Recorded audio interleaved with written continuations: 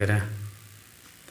Hello viewers, आप देख रहे हैं वी ट्यूटोरियल और मैं विकास कुमार। और मैं आज trigonometric ratios of some specific angles में 45 डिग्री के एंगल को हम लोग डिराइव करेंगे कि ट्रिग्नोमेट्रिक रेशियोज में 45 डिग्री के एंगल को हम कैसे फाइंड आउट करते हैं, यानी ट्रिग्नोमेट्रिक रेशियोज ऑफ 45 डिग्री। तो आप खुद सोचिए कि हम राइट एंगल ट्रायंगल में हम राइट एंगल ट्रायंगल को कैसे बनाएं और उसको कैसे करें कि हमें 45 डिग्री प्राप्त हो। तो आप जानते हैं कि राइट एंगल ट्रायंगल में एक एंगल 90 डिग्री का होता है। यदि 90 डिग्री को हम 2 से डिवाइड करते हैं तो 45 डिग्री हमें प्राप्त होगा। तो इसका मतलब यह है कि राइट एंगल ट्रायंगल में कोई भी ट्रायंगल होगा, उसके 3 इंटीरियर एंगल का सम क्या होगा, 180 डिग्री होगा। तो हम इसका नेमिंग करते हैं ABC। अब sum of the all interior angle of a triangle is 180 degree and angle B हमने 90 डिग्री ले लिया, क्योंकि यह एक राइट एंगल ट्रायंगल हमको लेना पड़ेगा। अब ध्यान दीजिए कि जब एक एंगल 90 डिग्री का हो गया तो रिमेनिंग 2 एंगल्स का सम कितना होगा, वो भी 90 डिग्री होगा। लेकिन हमें क्या करना है, 45 डिग्री की वैल्यू फाइंड आउट करनी है। तो ऐसा करने के लिए हमें किसी 2 साइड को सेम लेना होगा। तो हम क्या कहिए कि AB और BC की लेंथ हमने सेम ले लिया। अब आप जानते हैं कि किसी भी एक ट्रायंगल में 2 साइड का जो लेंथ है सेम हो जाएगा, तो उसकी जो ओपोजिट एंगल्स होते हैं वो भी आपस में इक्वल होते हैं। आप लोग क्लास 9th में इसका थ्योरम पढ़े होंगे कि angles opposite to equal sides are equal, यानी if AB is equal to BC then the angle C will be equal to angle A। Clear. तो हम क्या करेंगे कि हमने एक राइट एंगल ट्रायंगल लिया जिसमें AB is equal to BC हो गया। हमने लिख लिया कि AB is equal to BC in a right angle triangle in a right angled triangle ABC। AB equal to BC ले लिया और AB इक्वल टू BC को हमने क्या मान लिया, A मान लिया। क्लियर। हमने AB और BC की साइड लेंथ को A मान लिया। It means the length of BC will be A unit and the AB will be also A unit. अब आप देखिए कि एक राइट एंगल ट्रायंगल में 2 साइड का लेंथ पता हो गया AB। तो हम क्या करेंगे, पाइथागोरस थ्योरम अप्लाई करके हम इसके AC का लेंथ फाइंड आउट करेंगे। तो आप जानते हैं कि ये 90 डिग्री की अपोजिट साइड है AC। इट मीन्स ये हाइपोटेनस होगा। और हाइपोटेनस कैसे फाइंड आउट करेंगे, हम AC डायरेक्ट फाइंड करेंगे √AB² प्लस BC स्क्वायर, क्योंकि हम जानते हैं कि हाइपोटेनस का जो स्क्वायर होता है परपेंडिकुलर के स्क्वायर और बेस के स्क्वायर के सम के इक्वल होता है। तो हम AB स्क्वायर करेंगे, AB का लेंथ कितना है, A है, तो A का स्क्वायर करेंगे तो A यूनिट होगा, A square unit, plus BC का स्क्वायर करेंगे, A भी A है, A स्क्वायर। अब A स्क्वायर को ऐड करेंगे तो 2A स्क्वायर होगा। And if you want to find out the square root of √2A square, it will be √2 into A, क्योंकि 2 का कंप्लीट आप स्क्वायर रूट नहीं निकाल सकते हैं परफेक्ट, इसलिए √2 होगा A और A स्क्वायर की स्क्वायर रूट क्या होगा, A होगा। यानी कि हमें AC का लेंथ पता चल गया कितना, √2 इंटू A। तो हम लिख देंगे इसका √2 इंटू A। ये भी हमने फाइंड आउट कर लिया।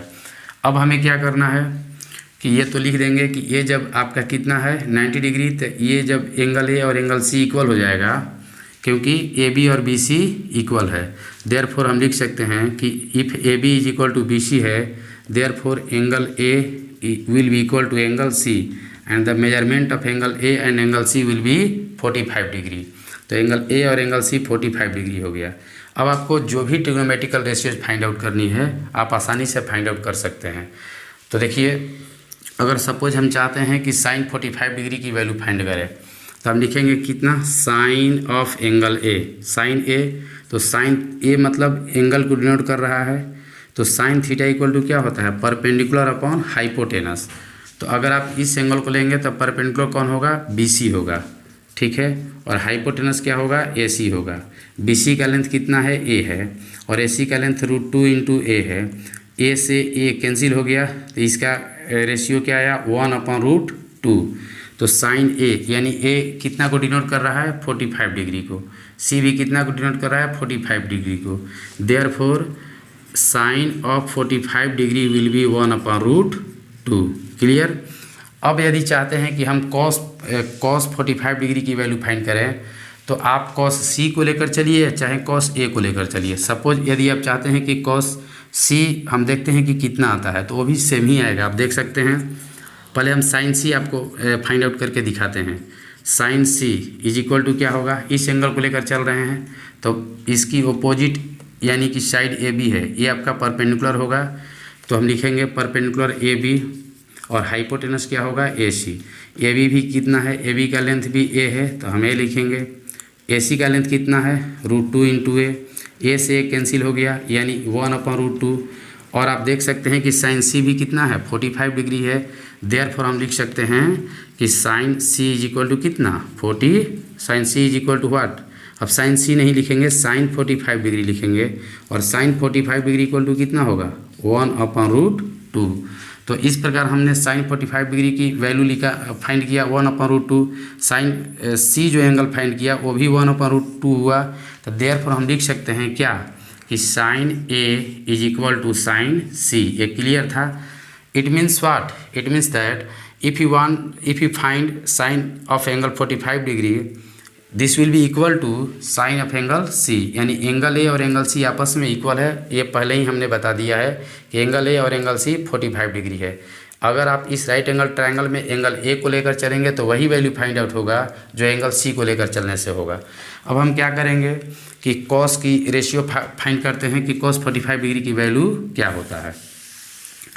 तो हम कॉस 45 डिग्री फाइंड करेंगे, जब कॉस ए लेकर चलते हैं। अब हम कोई एक ही एंगल लेकर चलेंगे क्योंकि हम जानते हैं कि एंगल ए और एंगल सी दोनों इक्वल है। तो कॉस थीटा ए को लेकर चलेंगे तो कॉस थीटा इक्वल टू क्या होता है बेस अपॉन हाइपोटेनस।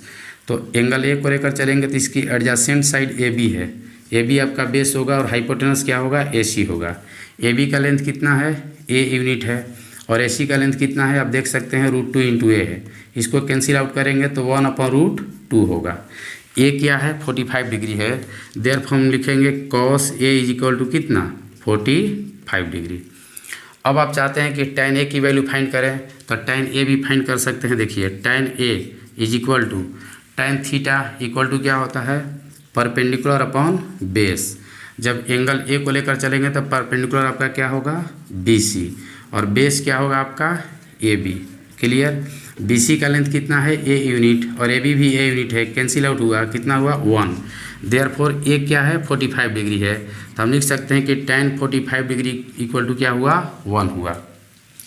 अब यदि चाहते हैं कि हम cot 45 की वैल्यू फाइंड करें, sec 45 की वैल्यू फाइंड करें, cosec 45 की वैल्यू फाइंड करें तो सेम वो भी आएगा। कैसे देखिए, अगर हम पहले क्या करते हैं कि cosec 45 डिग्री की वैल्यू फाइंड करते हैं तो cosec थीटा जो होता है साइन जो थीटा का रेसिप्रोकल होता है। तो साइन थीटा इक्वल टू क्या था आपका परपेंडिकुलर अपन हाइपोटेनस था, तो ये cosec थीटा की जगह पर पहले ए लेते हैं एंगल, ठीक है। क्या होगा हाइपोटेनस अपन परपेंडिकुलर, और एंगल ए को लेकर चलेंगे तो हाइपोटेनस तो 100% ए फिक्स होता है ए सी ही होगा, और परपेंडिकुलर क्या होगा एंगल ए को लेकर चलेंगे तो बी सी आपका क्या होगा परपेंडिकुलर होगा। अब आप देख सकते हैं cosec 45 ये जो है 45 डिग्री है तो लिखेंगे cosec 45 डिग्री। ए सी का लेंथ कितना है, ए सी का लेंथ √2 इंटू ए है, और बी सी क्या है आपका ए है, ए से ए कैंसिल आउट हो गया यानी √2 हो गया। cosec 45 डिग्री की वैल्यू कितना आ गई √2। यदि आप सेक चाहते हैं तो सेम लिखेंगे, आप सेक डायरेक्ट ये एक लेकर चलेंगे तो सेक थीटा इक्वल टू क्या होता है cos theta equal to base upon hypotenuse होता है, तो सेक थीटा क्या होगा हाइपोटेनस अपॉन बेस होगा। तो ये देखिए हाइपोटेनस एक को लेकर चलेंगे तो ए सी तो हाइपोटेनस होगा, और बेस कौन होगा आपका ए बी होगा। ये देखिए तो ए सी कितना है √2 इंटू ए, और ए बी ए है, ए से कैंसिल हो गया कैंसिल आउट। देयरफॉर सेक 45 डिग्री की वैल्यू कितना आ गया आपका √2। तो जितना अगर cosec 45 डिग्री की वैल्यू √2 आया, sec 45 डिग्री की वैल्यू कितना आया √2 आया। अब हमें क्या फाइंड करना है cot 45। यहाँ पे देख लीजिए cot 45 डिग्री, तो आप निकालते हैं cot 45 डिग्री, तो cot A पहले फाइंड कीजिए। यहाँ पे लिखेंगे cot A, तो cot थीटा एंगल ए को लेकर चल रहे हैं तो आप cot थीटा इक्वल टू क्या होता है बेस अपॉन परपेंडिकुलर, तो एंगल ए को लेकर चलेंगे तो बेस ए बी होगा और परपेंडिकुलर क्या होगा, बी सी होगा। ए बी का लेंथ भी आप देख सकते हैं ए है, बी सी भी कितना है, ए है, कैंसिल आउट हो गया, ये कितना हो गया, ये आपका 1 हो गया। देयरफॉर कॉट जो है 45 डिग्री इक्वल टू क्या आ गया, 1। तो इस प्रकार से हम लोगों ने साइन 45, कॉस, टैन, सेक, कॉसेक और कॉट 45 फाइंड आउट कर लिया। यदि इसको हम समराइज करके लिखेंगे तो इस प्रकार लिखेंगे, देखिए हम इसको कैसे लिखेंगे, इससे आपको पता चलेगा कि किसकी वैल्यू किसके रेसिप्रोकल में होता है। अगर हम लिखेंगे साइन, हम लोगों ने क्या क्या फाइंड किया, साइन 45 डिग्री क्या फाइंड किया, 1/√2। कॉस 45 डिग्री भी फाइंड किया, 1/√2। टैन 45 डिग्री फाइंड किया, कितना, 1। अब देखिए आपने जस्ट देखा कि कॉसेक 45 डिग्री की वैल्यू क्या थी, यानी कि इसका 1/√2 है तो इसी का रेसिप्रोकल था, यानी √2 था। ठीक इसी प्रकार अगर cos 45 डिग्री की वैल्यू है 1/√2 तो sec 45 डिग्री की वैल्यू क्या है, आपका √2 था। क्लियर। tan 45 डिग्री की वैल्यू 1 है तब cot 45 डिग्री की वैल्यू क्या आएगी, 1 आएगा। तो इस प्रकार से हम कह सकते हैं कि साइन जो होता है, साइन थीटा रेसिप्रोकल होता है कोसेक थीटा का, cos थीटा रेसिप्रोकल होता है सेक थीटा का और tan थीटा रेसिप्रोकल होता है cot थीटा का। तो इस प्रकार से हम लोगों ने कंप्लीट ये ऑल जो ट्रिग्नोमेट्रिकल रेशियोज था 45 डिग्री की वैल्यू हम लोगों ने फाइंड आउट कर लिया।